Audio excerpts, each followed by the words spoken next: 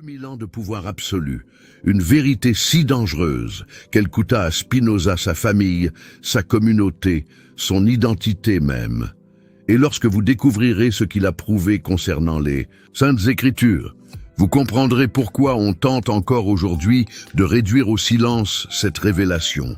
Vous connaissez cette sensation troublante lorsque quelque chose ne s'ajuste pas, lorsque les pièces du puzzle semblent forcées?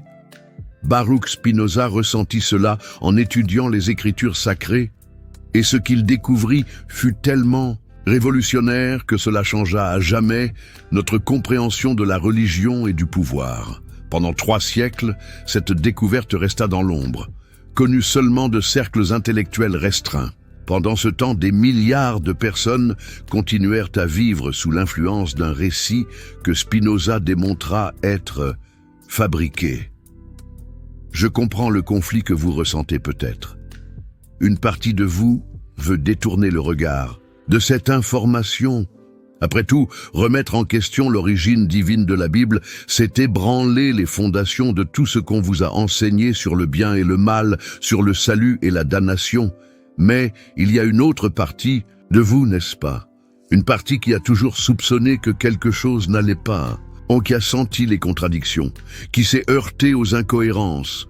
Et c'est cette partie qui vous a mené jusqu'ici. Spinoza n'était pas un athée voulant détruire la foi. C'était un homme profondément spirituel, cherchant la vérité avec une telle dévotion qu'il sacrifia tout pour elle. Son œuvre, le traité théologico-politique, elle n'était pas écrite pour attaquer Dieu, mais pour révéler comment le nom de Dieu a été utilisé comme instrument de domination. La question à laquelle Spinoza chercha à répondre était simple et dévastatrice.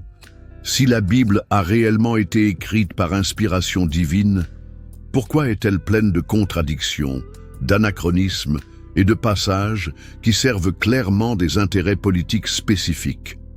Imaginez découvrir que le document le plus sacré de votre vie a été soigneusement édité, réécrit et manipulé au cours des siècles, non pas par hasard, mais avec un dessein calculé.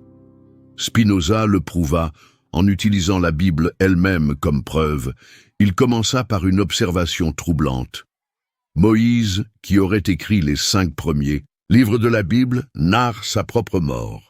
Comment quelqu'un peut-il décrire en détail ses propres funérailles et ce qui s'est passé ensuite? Mais ce n'était que la partie émergée de l'iceberg.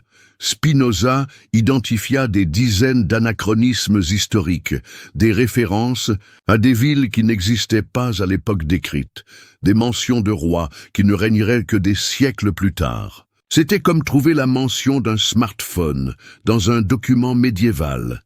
Avez-vous déjà réfléchi pourquoi tant de lois bibliques semblent parfaitement alignées avec les intérêts d'un clergé spécifique?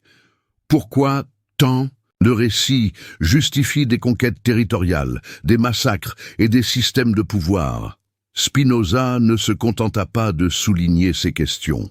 Il développa une méthode révolutionnaire d'analyse textuelle que nous connaissons aujourd'hui sous le nom de critique historique, et ses conclusions furent explosives. La Bible n'a pas été écrite en une seule fois, par inspiration divine, mais compilée au cours de siècles, par de multiples auteurs, avec des objectifs politiques clairs. Les rois d'Israël et de Judée, les prêtres du temple, les leaders de l'exil babylonien, tous ont laissé leur marque sur le texte. Chaque groupe réécrivit les histoires pour légitimer son pouvoir, ses lois, ses guerres. Et voici ce qui est le plus troublant. Spinoza démontra que ce processus n'était pas accidentel. Il fut délibéré, systématique, politique. Pensez aux implications de cela. Si la Bible a été façonnée par des intérêts humains, qu'est-ce que cela signifie pour des milliards de personnes qui fondent leur vie, leurs décisions morales, leurs espoirs de salut sur ce texte? Spinoza savait qu'il jouait avec le feu. En 1670, lorsqu'il publia le traité théologico-politique, l'Inquisition brûlait encore les hérétiques. Remettre en question l'origine divine des Écritures, c'était signer son propre arrêt de mort. C'est pourquoi il publia anonymement Même ainsi, lorsque son œuvre fut attribuée, les conséquences furent dévastatrices. La communauté juive d'Amsterdam, qu'il avait déjà excommuniée des années auparavant, intensifia sa condamnation. Chrétiens et juifs s'unirent pour dénoncer ces idées comme diaboliques. Mais pourquoi tant de peur d'un livre? Et pourquoi tant de violence contre un homme qui n'a fait qu'appliquer la raison à l'étude des Écritures? La réponse est simple et terrifiante. Parce que Spinoza s'attaquait à la base du pouvoir religieux. Si la Bible n'est pas la parole littérale de Dieu, mais un document politique, alors toute la structure d'autorité construite sur elle s'effondre. Pensez aux empires érigés au nom de la Bible, aux guerres justifiées par des versets, aux fortunes accumulées par les institutions religieuses, au contrôle exercé sur les esprits et les corps par la peur de l'enfer et la promesse du paradis. Imaginez maintenant si les gens découvraient que tout cela était basé sur de la politique humaine déguisée en volonté divine. C'est exactement ce que Spinoza a prouvé. Et c'est pourquoi, encore aujourd'hui, ces découvertes sont minimisées, déformées ou tout simplement ignorées par la plupart des institutions religieuses. Mais allons plus loin. Spinoza ne se limita pas à pointer les problèmes. Il reconstruisit, morceau par morceau, comment la Bible a réellement émergé. Les textes les plus anciens, démontra-t-il, étaient des fragments de traditions orales, des mythes partagés par divers peuples du Proche-Orient. Le déluge, par exemple, apparaît dans des textes sumériens bien antérieurs à la Genèse. L'histoire de Moïse présente des parallèles impressionnants avec les légendes égyptiennes et mésopotamiennes. Ces fragments furent réunis, réécrits et adaptés pendant la période du Premier Temple, lorsque les rois de Judée avaient besoin de légitimer leur pouvoir et d'unifier des tribus diverses sous un récit commun. Mais le processus ne s'arrêta pas là. Pendant l'exil babylonien, lorsque l'élite juive fut déportée, de nouveaux textes furent ajoutés. Des histoires qui expliquaient l'exil comme une punition divine, mais qui promettaient aussi un retour et une restauration, exactement ce dont les leaders exilés avaient besoin pour maintenir la cohésion du peuple. Après le retour, pendant la période du Second Temple, de nouvelles révisions. Il fallait maintenant établir l'autorité des prêtres, réglementer la vie religieuse, distinguer les Juifs des peuples voisins. Et ainsi, des lois de plus, en plus détaillées, furent incorporées au texte. Spinoza cartographia ces couches comme un archéologue examine des ruines superposées. Et le schéma était clair. Chaque ajout, chaque édition, chaque réécriture servait à des buts politiques spécifiques de son époque. Le plus impressionnant, Spinoza fit tout cela en utilisant seulement la logique et le texte biblique. Lui-même, il n'avait pas accès aux manuscrits de la mer Morte, à l'archéologie moderne, aux études linguistiques informatisées qui confirment aujourd'hui ses conclusions. Seulement son esprit brillant et son courage inébranlable. Et nous voici au point crucial. Si Spinoza avait raison, et 3 siècles de recherche académique confirment qu'il l'était, qu'est-ce que cela signifie pour nous aujourd'hui? Cela signifie que des millions de personnes organisent leur vie, prennent des décisions morales, votent pour des candidats, soutiennent des guerres, discriminent des minorités. Le tout basé sur des textes écrits et réécrits pour servir d'anciens agendas politiques. Imaginez l'ampleur. Je sais que c'est difficile à accepter. Peut-être ressentez-vous un mélange de colère, de peur et de soulagement. Oui, de soulagement. Car enfin, les contradictions prennent un sens. Les incohérences s'expliquent. Les doutes que vous avez toujours eus, mais n'avez jamais osé exprimer, étaient valides. Spinoza ne cherchait pas à détruire la spiritualité. Au contraire, il croyait que la véritable connexion avec le divin n'était possible que lorsqu'on se libérait des mensonges et des manipulations. Sa philosophie proposait un Dieu qui est la nature même, la totalité de l'univers. Non pas une entité anthropomorphique qui choisit des peuples, ordonne des génocides ou se préoccupe de ce que nous mangeons ou portons. Un Dieu immense, insaisissable. Mais les institutions religieuses ne pouvaient l'accepter. Si Dieu est nature, Si le salut vient de la connaissance et non de l'obéissance aveugle, si la Bible est un document historique et non la parole littérale de Dieu, alors à quoi servent les prêtres, les pasteurs, les rabbins? À quoi servent les dîmes, les temples, les hiérarchies? Des questions qui résonnent encore aujourd'hui, des questions explosives. C'est pourquoi Spinoza devait être réduit au silence. C'est pourquoi ses œuvres ont été interdites, brûlées, incluses à l'index de l'Église catholique. C'est pourquoi, même aujourd'hui, la plupart des gens n'ont jamais entendu parler de ses découvertes. Une injustice silencieuse, un crime intellectuel. Mais la vérité a un moyen de survivre. Des manuscrits ont été copiés secrètement. Des intellectuels courageux ont préservé ces idées. Et aujourd'hui, à l'ère de l'information, il n'est plus possible de cacher ce que Spinoza a révélé, une vérité qui éclate au grand jour. La question est, que ferez-vous de cette connaissance? Vous pouvez choisir de l'ignorer, de retourner au confort des certitudes anciennes. Beaucoup le font. Il est plus facile de croire ce que nous avons toujours cru que de faire face au vertige du doute. Un choix compréhensible, mais un choix dangereux, où vous pouvez faire ce que Spinoza a fait, rechercher la vérité quoi qu'il en coûte. Questionner, non par rébellion, mais par amour de l'authenticité. Reconstruire votre spiritualité sur des bases plus solides que des textes manipulés par des intérêts politiques. Un chemin difficile, mais un chemin libérateur. Il y a encore beaucoup plus à révéler. Comment Spinoza a démontré que les miracles bibliques sont des impossibilités logiques. Comment il a prouvé que les prophéties ont été écrites après les événements qu'elles étaient censées prédire.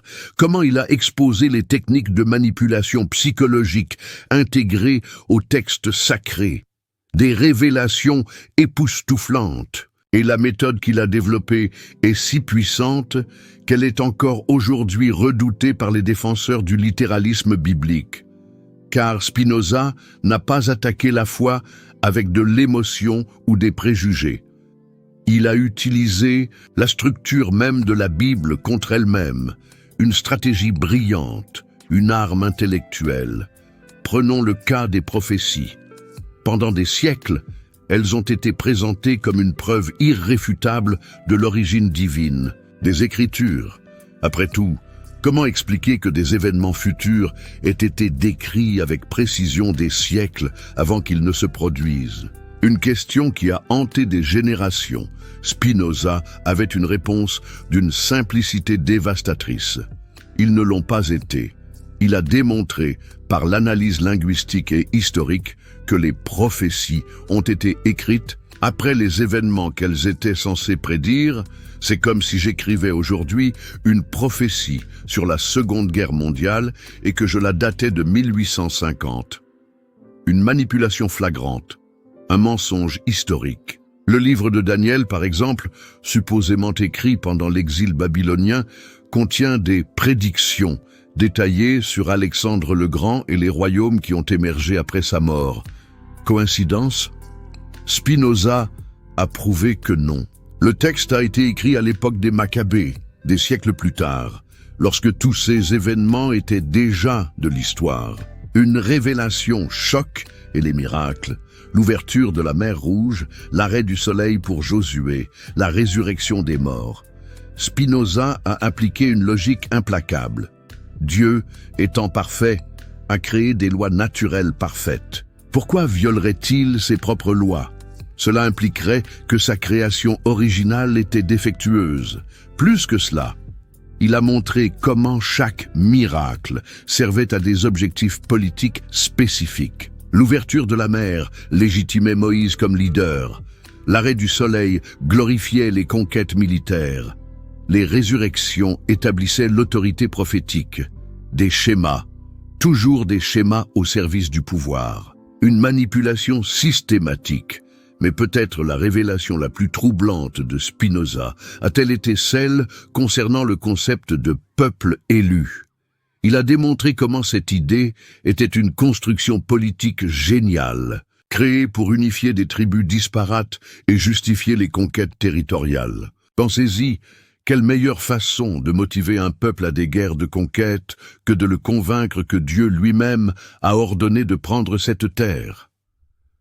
Quelle justification plus puissante pour le génocide que l'affirmation que les victimes étaient des abominations aux yeux du Seigneur?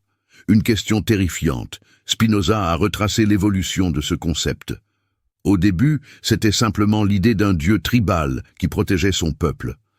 Progressivement, elle s'est transformée en notion de supériorité morale et de droit divin.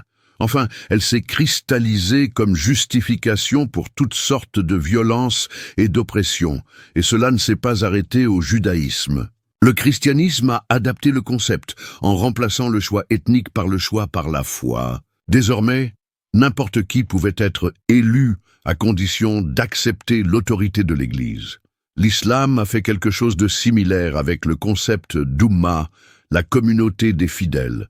Toujours le même schéma, créer une distinction entre nous et eux, entre les élus et les rejetés, entre les sauvés et les damnés. Et toujours, cette distinction servant à concentrer le pouvoir entre les mains d'une élite religieuse. Un système de contrôle implacable. Spinoza a vu tout cela, et il a vu quelque chose de plus, comment la peur était l'outil fondamental de contrôle. Peur de l'enfer, peur de l'exclusion divine, peur du châtiment éternel. Il a appelé cela la superstition politique, utiliser la terreur du surnaturel pour contrôler les comportements dans le monde naturel. Une analyse percutante, une vérité glaçante. Et nous arrivons au cœur sombre de la question. Si la Bible a été écrite par des politiques à des fins politiques, si les institutions religieuses le savent depuis des siècles, pourquoi la mascarade continue-t-elle? Spinoza avait une réponse. Parce que ça marche. La religion basée sur la Bible est le système de contrôle le plus efficace jamais créé. Elle n'a pas besoin de policiers à chaque coin de rue. Elle met la police dans l'esprit de chaque personne. Culpabilité, peur, honte, ce sont des menottes invisibles plus puissantes que n'importe quelle grille. Et plus encore, elle offre du réconfort. Dans un monde chaotique et cruel, la promesse d'un ordre divin et d'une justice finale est irrésistible. Même si c'est une illusion réconfortante. Spinoza comprenait cela. Il ne méprisait pas les gens qui avaient besoin de cette consolation. Mais il croyait que l'humanité pouvait et devait mûrir au-delà du confort des mensonges. Son alternative était radicale. Connaître Dieu à travers la nature et la raison, et non à travers des textes manipulés, trouver l'éthique dans la compréhension des conséquences naturelles de nos actions et non dans la peur des punitions surnaturelles, une vision révolutionnaire, un appel à la liberté. C'était une vision terrifiante pour les autorités religieuses. Un Dieu qui est la nature même n'a pas besoin d'intermédiaires. Une éthique basée sur la raison n'a pas besoin de dogmes. Une spiritualité fondée sur la connaissance n'a pas besoin de hiérarchie. 2000 ans de pouvoir absolu.